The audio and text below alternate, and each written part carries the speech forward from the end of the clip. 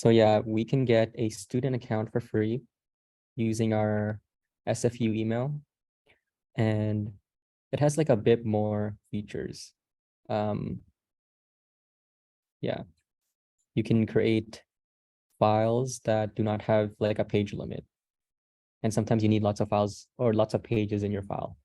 And also it's just good to take advantage of the student account, because I think they have some student seminars and stuff you can join, which are really helpful.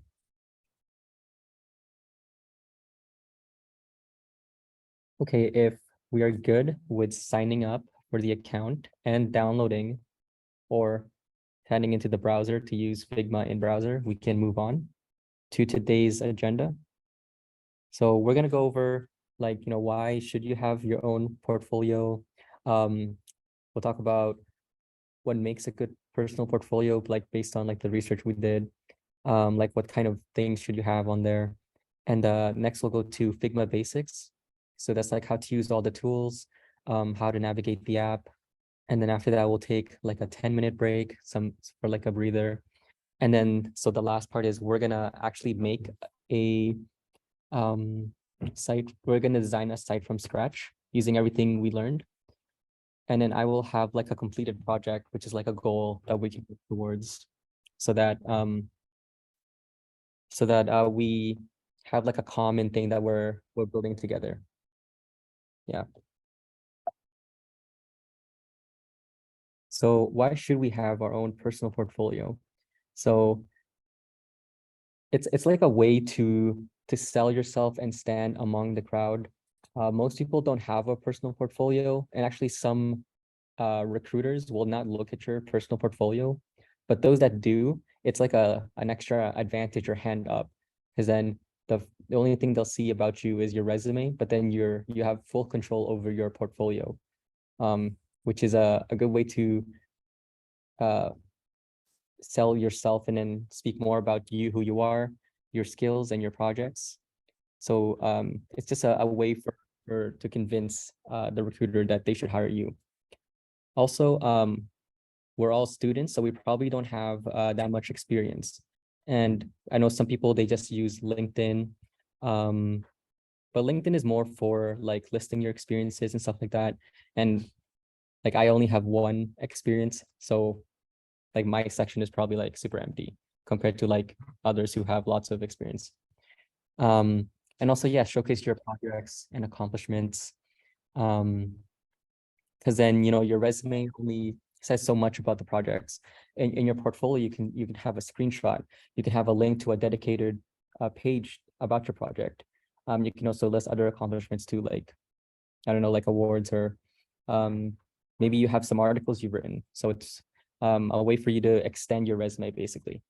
And lastly, yeah, practice web development, which is making the portfolio site itself, which is good practice if you want to go into web dev. So yeah, what makes a good personal portfolio? So we're gonna talk about like who is the audience, like who is looking at your portfolio, and then the structure of your website, what elements should it have, and also how to make it personal to you, so that most portfolios have the same structure, about, contact, skills, but then you want to make it so it represents who you are, and you can do that through like colors and fonts and stuff. So the audience for your portfolio is like, there's like two groups, which are HR and software developers, or like whoever is recruiting in that technical area. So it's important to consider HR because they are non-technical. So if you add the logo of something, like, I don't know, the HTML logo to your website, the HR person will not know what that is. So I've had experience with that, where I've talked to some people who are non-technical, but then they have this role, and then they've told me like, I don't know what this logo means, or I don't know what this means. So it's important to keep in mind that people who are not like developers are going to look at your site. But the second group are software developers, so they are looking for your technical abilities. So that's why it's good to list your skills and your projects, and what skills you applied in those projects. And then the structure, this is like bare minimum, which is like about you, like a little blurb about you, what your skills are, and then, have a little personality and the writing that you have on there. Maybe list out what you do outside of coding, so that, they get to know the human behind the developer. The next section is projects. So this is very important because, yeah, you can list out all the skills, but it's nice to have something that shows that you did do something, you did apply those skills, and they can view that. So it's good to have like a screenshot of what it looks like, because yeah, you can list a GitHub repo, but they're not gonna go on there and build the project themselves because they don't have time for that. A link to a dedicated product page is good, but I'd say that's maybe extra, because it is good to have that to walk the viewer towards like what the project is. How did you get there? What was the problem? What was your role? I know I have had some projects where it was like full stack development, but I only did front end. And then I led the front end team. So I didn't do like any back end stuff. And then we also worked with like this nonprofit in London. So those are like nice things to know, like what the problem was there a real client and stuff like that. And then lastly, obviously a contact page or like a contact section. Ideally both a form and a link, but I feel like link would be okay if they can like copy it easily. But yeah, about projects and contact, that's like the minimum we'll have, at least for this workshop. We'll be creating a design with these three elements. And then, yeah, lastly, so we want to have a portfolio that's unique to you, where it shows off who you are. You know how like some sites, like for example, H&M versus, I don't know, the Gucci site, they probably both have the exact same content, but they look very different. And that's because of like colors and fonts and like the layout and like the spacing. So obviously Gucci looks much fancier than H&M, but if you strip them down from their colors and fonts and stuff, they look the same, because at the end of the day, they are a commerce website. And that is the same here. We are all making like a portfolio, listing out who we are in our projects, but then what makes it different is how we decide what kind of style it has. And you can do that through like different colors and layouts and fonts, and also like the way you the pictures you put on there maybe. So now we're gonna go into some basics of how to use Figma. We're gonna start off by like navigating the app. Like what are the things on your home screen? What are like how do you get to your drafts? How do you make a new file and stuff like that? And then we're gonna go into like an interactive section where I'm gonna get you to actually duplicate this file that I'm using so that you can use Figma along with me. So actually, if you haven't yet, I have this exact thing I'm using, and you can just open it in Figma here, which means duplicate it. So I'll send that in the chat here.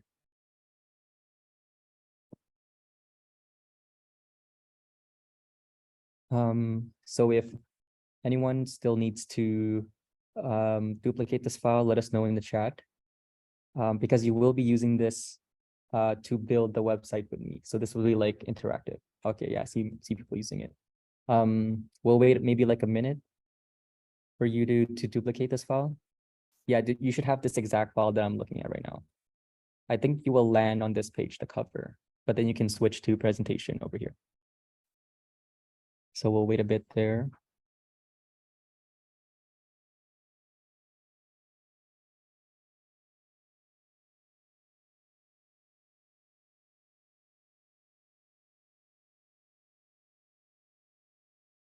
Yes, thank you, Brian. Yeah, you can use the app or the browser. Yes.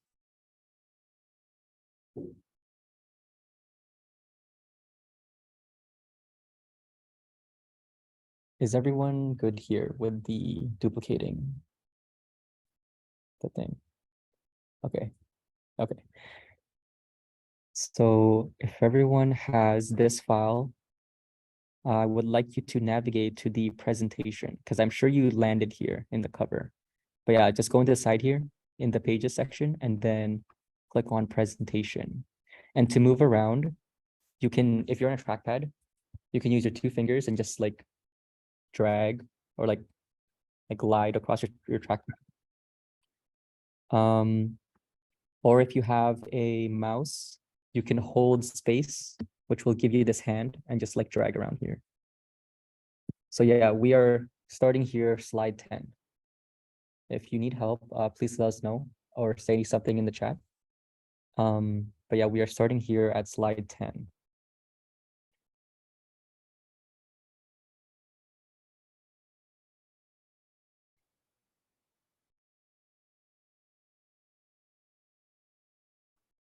Okay, so the first thing we're going to look at is navigating the app. So what you're in right now is a file, a Figma file. It is different from this other thing. If we click up here, the top left, the home, it is different from a FigJam file, which is kind of like whiteboarding and like sticky notes. It doesn't have the design tools that we have here in the design file. It's more of like brainstorming and idea dumping for teams. So we will not be going over FigJam file. We will be going over this one, design file. Yeah, so if we click here, top left, the home button, we'll be probably taken to your drafts. And basically, if you like create a new design file, it'll all just live in here. You can also favorite a file with a star and it'll show up here.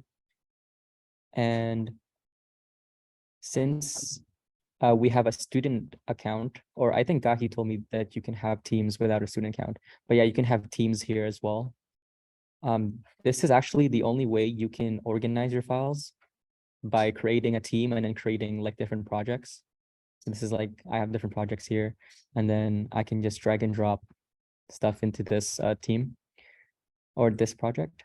But yeah, that's actually the only way you can organize your files. You can also invite like other people here. If you were to collaborate together on a design. But yeah, so drafts here is like all the files you've made. Recents are like all the files you've opened recently, even some that are not yours. So I think I have some stuff here that's not mine. Yeah, like I downloaded this like mockup kit. So that lives in recents here. And then we have community. So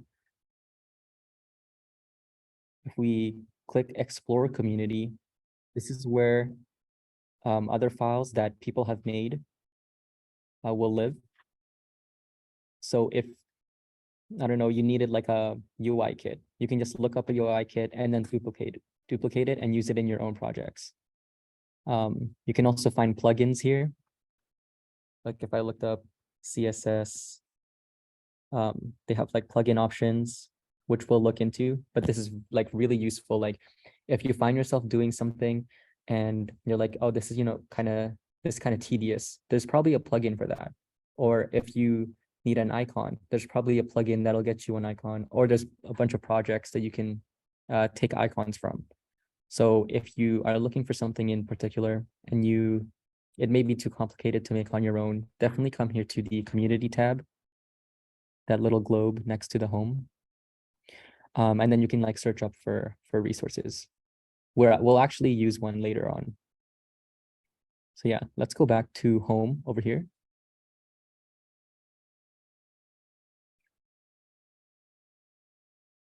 And then go back to our phone here. Does anyone have any questions about navigating the app?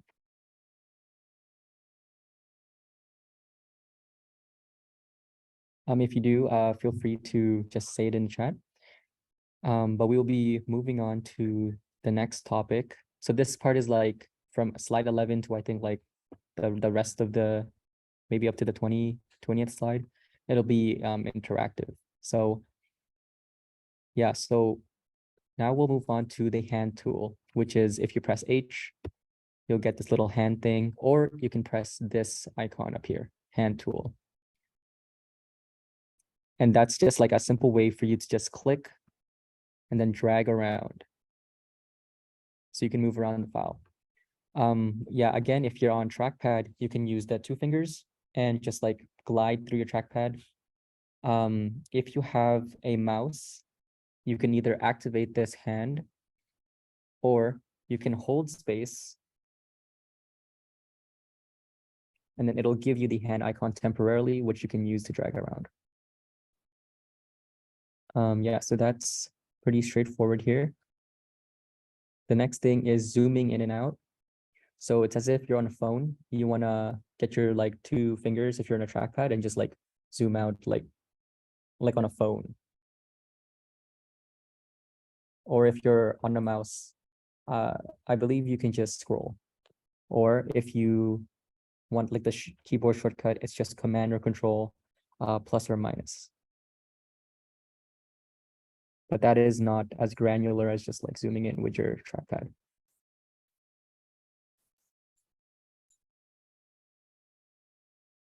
Moving on. So we'll move on to now these move and scale tools. So if we click V, the V key, we'll get back to this move icon here. And you can just click on an element, like you can click this circle. And then once you click it, you'll see these like bounding boxes. So that means you've selected this element. And then you can just move it around, drag and move. And then you can also use this to make things bigger. So let's select this one. This square with the red stroke. And then you can see the bounding boxes again. So these are like anchor points. So if you just hover your mouse over until you see this straight arrow, not the curve, that's different. This straight arrow, and then hold and then drag, you can resize this. I'm sure many people have done this, like maybe in Photoshop, it's the same thing. Yeah, and then if you hover outside of that anchor point a little bit until you see this rounded one, okay, it's just a rotation. Yeah, so that's pretty basic. So we can resize things proportionately by clicking again, and then this time hold shift and then resize. So now like no matter what you do, it'll be a perfect square. So that was the move tool, which is this one. But there's actually a different tool called scale. So if I make this one bigger using the move tool, yeah, it looks good. It scaled or like it got bigger. But if you press K, or if you go back up here, drop down, scale, and then let's try to make this one bigger, the one on the right. You'll notice that the stroke got bigger. It got thicker. So with the scale tool, you are not only just scaling the element, you are scaling its other properties. Like in this case, it's also increasing the thickness of your stroke. So there's like different use cases for this. But if you, I don't know, if you wanted to also scale up the stroke or scale up all of the other attributes it has, then you should be using scale. So that is the difference between move and scale. And Command or Control Z to undo if you want to go back to the original here. Does anyone have any questions about move and scale? Just let us know in the chat.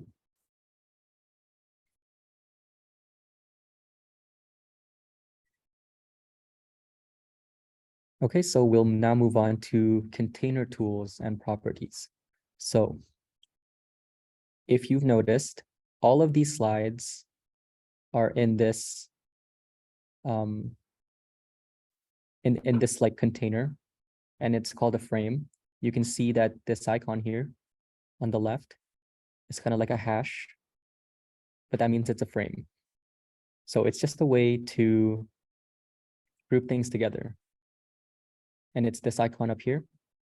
Or if you can press F, then you're in the frame tool.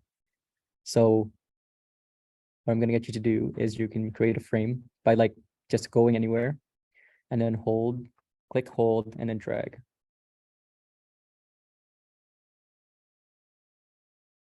So now you should have something like this. Again, if you are having trouble, please let us know in the chat. Someone can help you. Yeah, so now we've created a frame here, and it's transparent. It has no fill. So while we have our frame selected, we go to the right-hand side here. So this is where all of the properties of this frame or this element, this is where it's all listed. So as you can see, this is its coordinates, XY coordinates, its width, its height. This is actually for rotation, but we can't see that right now because it's transparent. And this is for corner radius. So if you see, I don't know, like a button on a website, it's like rounded. This is how you control that. Clip content. So if I check this, anything inside of this frame, it'll only be visible like within it. So if I had an element inside of it and it's kind of hanging to the side, but I have clip content checked, that means you will not see the things outside. We'll demonstrate that later. But let's scroll down here. So again, while we have this frame selected, we'll give it a fill. So you can just go to the fill section over here. Again, on the right-hand side panel, and then scroll down. And then you press plus, and now we have a frame that has a white background. And so you can actually have multiple fills by just keep pressing the plus. And then to remove a fill, you just click the minus. And then we're going to change the background here because in our instructions it says give it a green background. So to do that, you just press this white box here. And then, yeah, you know, typical color picker.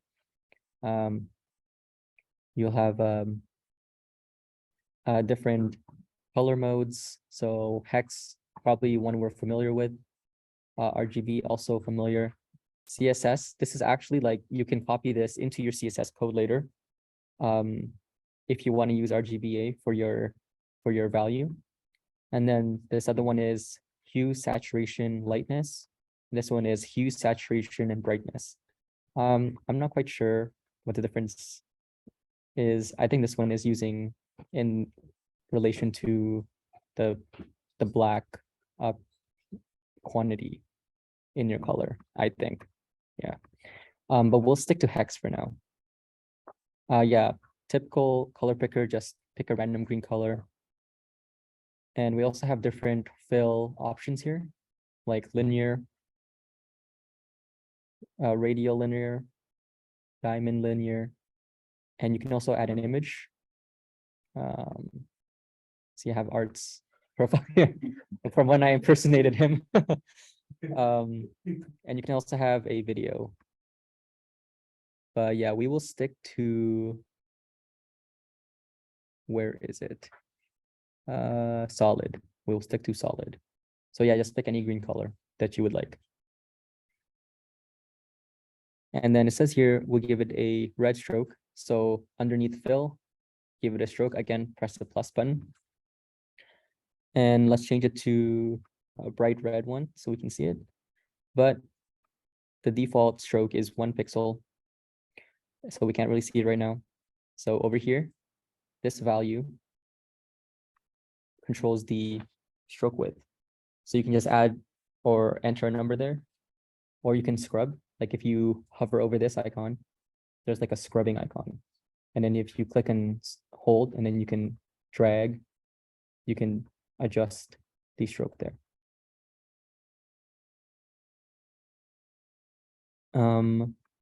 Also for stroke, there's different types. So this is inside the frame or the inside the element. Center means it's like relative. The stroke grows relative to the bounding box. So if we increase this, as you can see, the stroke or the bounding box is in the middle of the stroke. And then obviously outside means it's outside the bounding box.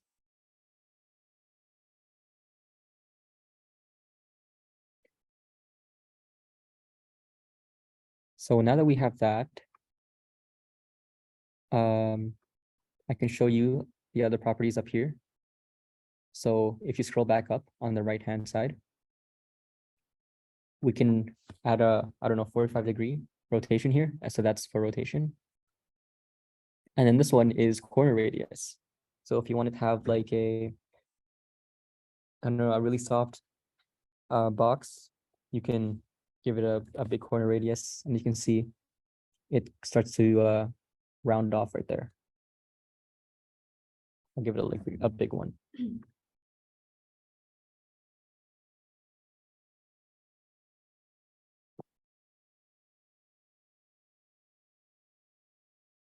So now that we have our frame here, you can see that this frame is inside of this frame.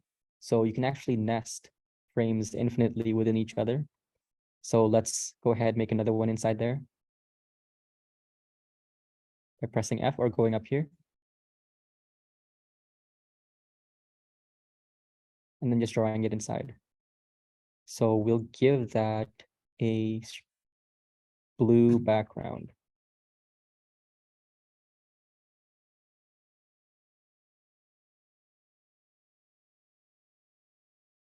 So now I can demonstrate clip content. So I have this outside frame selected, right? This one with the red stroke. It has clip content on. So I want to select this blue frame inside. You actually can't select it right away. You have to like double click until you get it.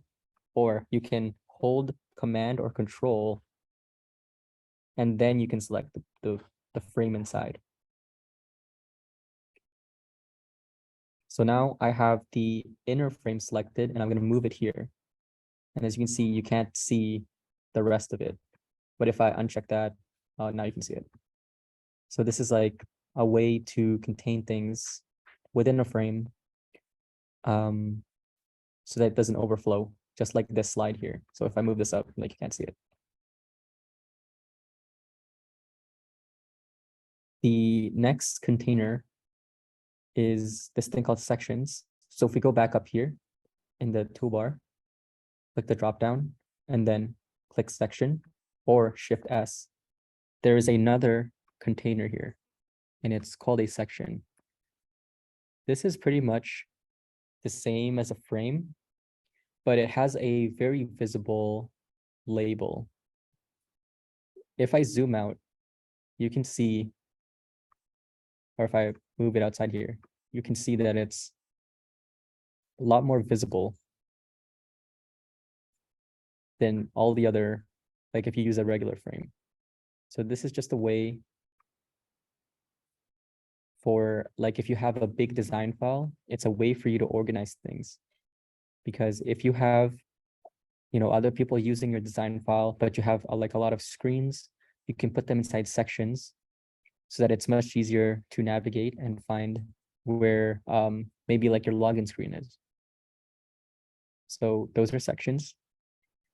Does anyone have any questions?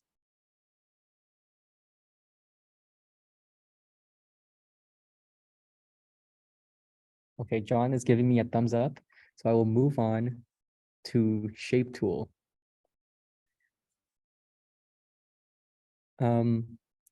So the next one in the toolbar, I guess is pretty basic. You know, it's just your shapes. Yeah, rectangle. You can click and drag to make a rectangle. Align, default is black, so let's change that to like red so you can see it. And then again, like same controls here. You have the stroke width. So let's give that a thick one. And then the caps at the end here, you can make it rounded. Or you can give it like an arrow or anything else. These are the advanced stroke settings. So if you want like a dashed line, you can totally do that.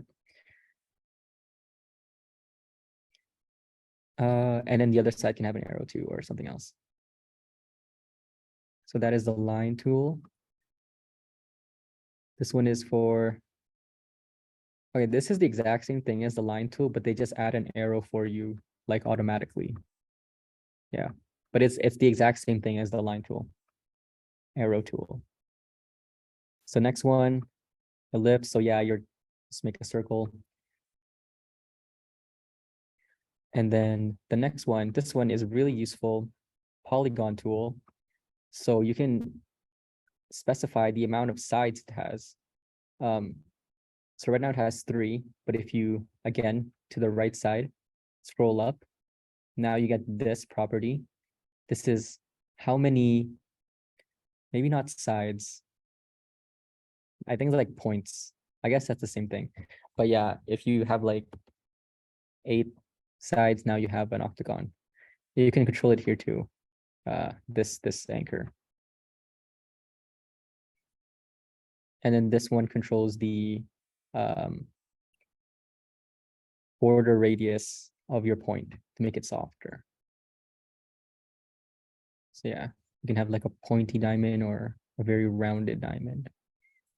So that's the polygon tool, really useful. The next one is the star tool.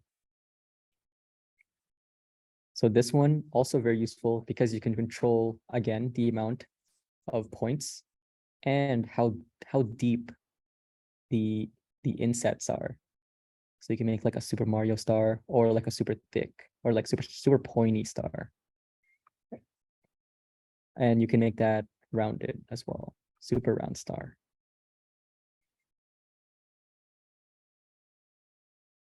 And this one, the next one, yeah, you just get to place an image if you want. Art. I don't know where Art is, but he's in our hearts. Okay, I don't know where that image went. Okay. Does anyone have any questions with the shape tool? Please let us know. Okay, there's a chat. Oh, miss you, Art. Yes, we miss Art.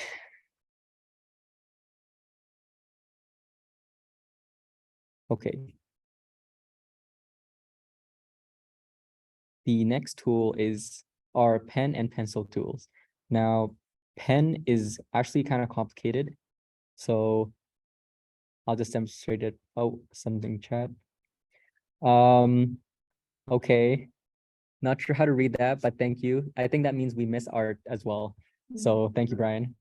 Art, where are you? Please come to the class.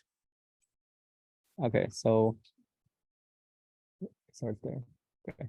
So yeah, the pen tool, this is actually complicated because I'll just demonstrate it real quick here. You place anchor points and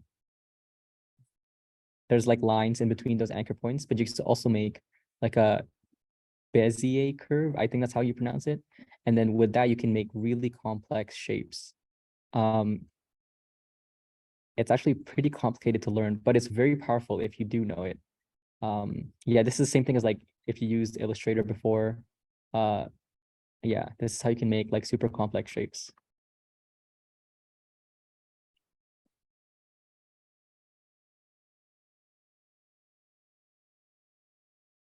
Much easier than that though is the pencil tool here. You can just scribble. And whatever you scribble is a vector element, which is really cool because you can export that as an SVG and use it in your site and it doesn't look like blurry. Okay, how did I make the curves? Okay, so let me go back. I'm assuming that's for the pen tool.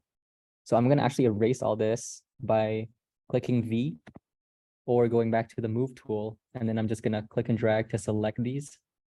And then I'm just gonna hit delete, the backspace. So let me go back to the pen tool here. So I'm gonna place an anchor point down. And then I'm gonna place another one here, but I'm not gonna let go right away. I'm gonna click and then hold it and then move it around. So these things that I'm like kind of stretching out, I don't know what they're called. They're anchor points as well, but they calculate how much curve is in your Bezier curve. So yeah, I'm gonna let go now because this is the curve I want. And then I'm gonna click here again, and then hold, and then change up my curve over here. So here's your spiral. And then now I want to stop using the pen tool, or like I want to stop making this curve. I'll just hit escape. There you go. So another question, is there any tool we can use that lets us draw with a stylus instead of creating lines with a bunch of moving points? I believe that is the pen tool here, the pencil tool. So underneath here, under the pen tool, you have pencil, and then you can just go like this. And then if you connect your tablet to your laptop, I'm sure you can draw easily on Figma with your tablet.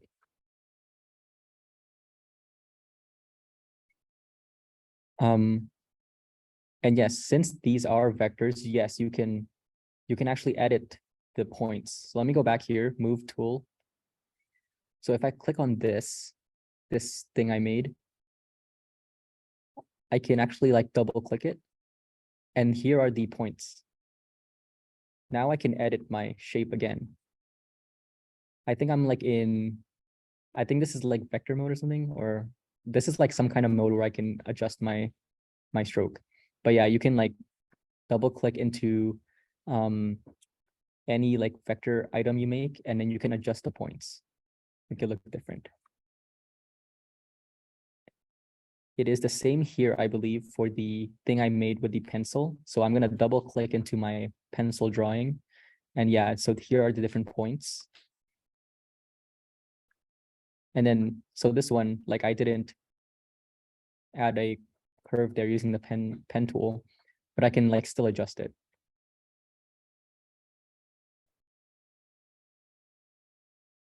Are there any other questions with the pen and pencil tools? Okay. Yeah, pen is pretty complicated. But if you want like a fun little doodle on your site, pencil tool is the way to go. Because you can like, you can do the thing where they go like this. And that's like cool.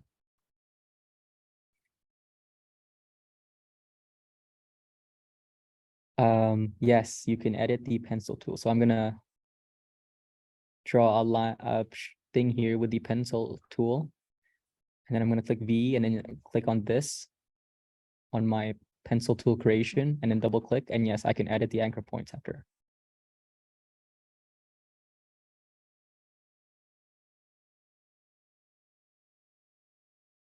Nice. Okay, any other questions? Okay, so the next one is text tool. So this is pretty simple. I'm sure like all of you, it might be familiar to some of you, these properties, because like, Google Docs and like Word, they have this stuff. So if you go up here, this giant T, or you press T and then just click anywhere and then start typing. So there's your text. Don't click anywhere else because we're going to look at the right-hand side here. And if you scroll down, now we have all of these properties about the text. And yeah, I'm sure everyone knows about like font, like typeface. This is where you pick your typeface. Font size over here, they have some presets. Let's make it this bigger.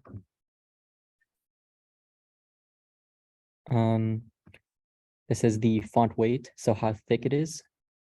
It depends and it varies based on the font or the typeface. This is line height. I believe it's like how much space each line takes up. And then letter spacing is just, letters and how far away they are from each other. This one is paragraph spacing. So if you add a space here, then bless you. So yeah, you just how far away it is. I'm just gonna type art's name here. So there's 3 modes here: auto width, So if I so yeah, text has its own bounding box as well. So if I go here and I increase the bounding box, it's not going to increase the text. It's just the bounding box of the text. But if I want it to be the same width as my text, like just click auto width, which is here, this icon. If I click this one, auto height. So now whatever width I set, the height will adjust to fit all the text. And then if I do this one, fixed size. So this is what I fixed my height and width to. And if I keep typing, it'll overflow.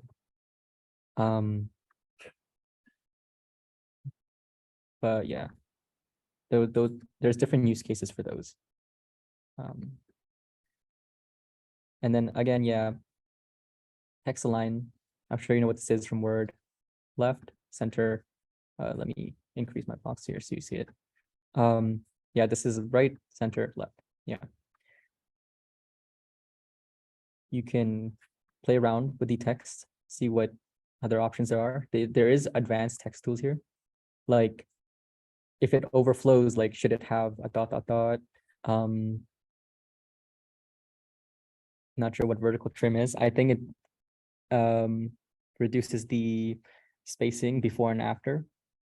Underline, strike through, list style and stuff like that. Oh, art. Oh, hey, art.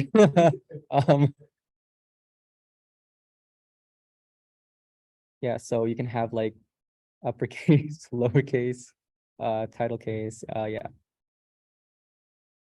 There's other stuff here too. I'm not going to go into that, but if you know about typography stuff, you can adjust them here. Yeah, variable means there's such thing as like a variable font. So instead of like set font weights, you can just adjust how thick it is based on a number. But that's also advanced. I will not go through that. Are there any questions about the text tool? Okay. So next up, components, plugins, and widgets. So this is the one up here. And I think we looked at this earlier when we went to community. So yes, if we click this, we don't have any components right now. We'll go into that later. But if we go to this tab, plugins, it's very useful. So if I wanted like a picture of something, I'm not sure if people are familiar with Unsplash, but that's where you get like photos you can use for free under the Creative Commons license. So you don't have to credit, well, you should, but because a lot of very good photographers are on there. You can just click run, and then the Unsplash plugin will show up. Also, you can make your own plugins. There's a Figma API. And I think there's a Figma node package you can use to create your own plugins. But yeah, Unsplash, you can get a random image and then just click it. It'll be placed in the file for you. And now you have an image here. So yeah, I would recommend to go in there and look up maybe things you think will be useful, like, yeah, Figma CSS. Maybe there's like an HTML one. Yeah, there's a lot of super useful plugins out there. Yeah, if we go back up here, there's widgets as well. Those are more like fun little things you can have in the file, like this. It's also like a frame, but then you can do stuff with it. I'm not sure how to use this one. I'm sure it's some kind of photo taking thing. But yeah, these are more like elements inside of your file that other people have made, but they have special abilities. But we will not go over that. Does anyone have any questions about plugins and widgets? Components we will look at later. But once we do have components, that is where we will find it. Or here. on the assets here.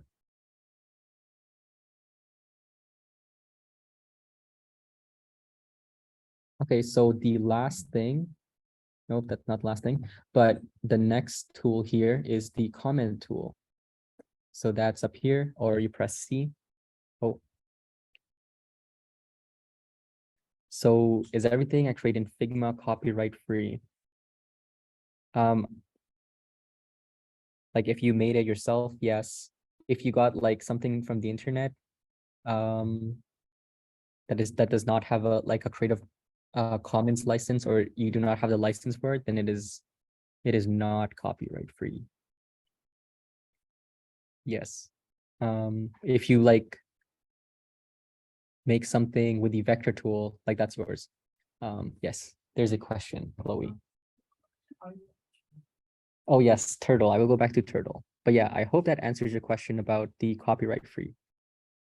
It's like this basically, anything you take from the internet that's not copyright free, it will not be copyright free. Okay, so back to the turtle. I will delete this.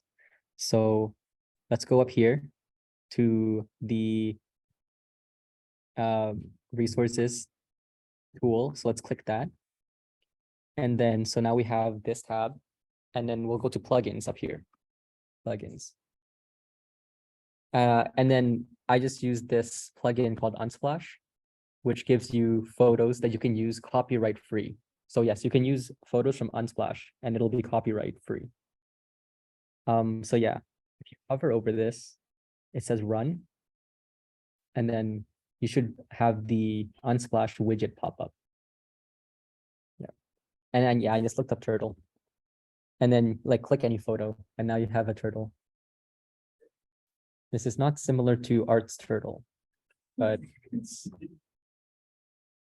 I'll change it because this is better. Does that answer your question? Okay. Okay, so enough about art. Let's go to comment tool. So yes, press C or go to the icon up here and just click anywhere and you can start typing comment. So now we have a comment here in this section. And if you hover over it, you can see the comment. And if you click it, you can respond to it. So comments are very important because if you're collaborating with someone else in a design, it's important to leave feedback or to gather feedback.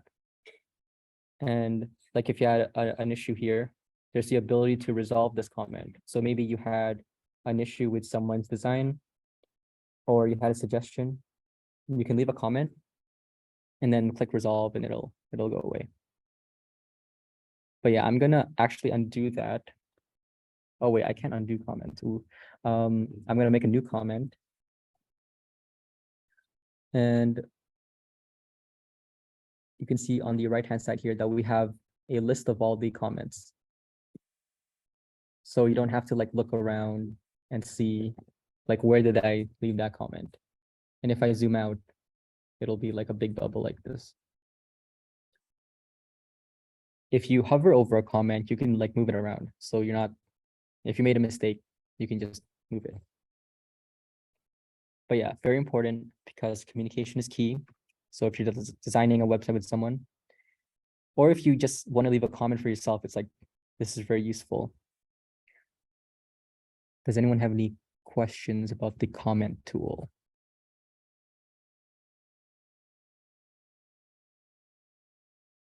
Okay. So we have two more here, and then after we're gonna take like a 10-minute break because I know it's been an hour, and we have actually quite a long way to go before we go to the website, like making the website. But yeah, so pages and layers panel. So on the left side here, yeah, if you've used Photoshop, this should be familiar. We have pages. So this is the cover page, this is the presentation page, and then other pages there. And yeah, this list here is just like a list of all the elements you have. Like, so I have this frame 20. What's inside of that? It's like a little tree diagram. So you know what's inside of which in a more text-based layout. Yeah, so each one of these things are like layers inside. So if you like create a new thing, if you create a new text item, a new shape, a new pen tool thing, a new pencil drawing, those are layers. Yes. And then lastly here, properties panel. So we did look at this before. It's the thing on the right-hand side. But if you like click on any layer, or if you click on any element, like this square in the middle, you can see everything about it here and you can edit it. Yeah, so it has a fill, a stroke, and this is more advanced, but there's actually effects in Figma. Like this has a drop shadow, a blue drop shadow. You can add another one, and there's like inner shadow, layer blur, so it'll make it look blurry. And then background blur is, this one's kind of weird, but if you have an element on top of an element, you could make the element behind it blurry. So that is what background blur is. But we will now look into that. Just know that you can have different effects here, and then you can make really complex illustrations with these effects. Yes, so yeah, so we talked about where it is, X, Y coordinates, width and height. So this is just, you know, keep it, like keep the aspect ratio of the width and height. Yeah, rotation here will change as I rotate. Yeah, border radius, make it super round. You can actually make like maybe the top right corner rounded. So if you click on this thing, independent corners, and then if you hover or click into these ones, you can see that this is left corner radius, right, bottom right, bottom left. So it starts at the top left and then goes clockwise, which is the same as it is in CSS, which will be looked at tomorrow. So yeah, if you just want only, I don't know, the top left to be like super rounded, you can do that. And what I'm doing right now is I clicked into this value and then I'm like using my up and down arrow keys. But if you want to do it, if you want to increase or decrease by a lot, you hold shift and then that'll increase by like, I think 10 or something like that. Yes. Does anyone have any questions about the properties panel?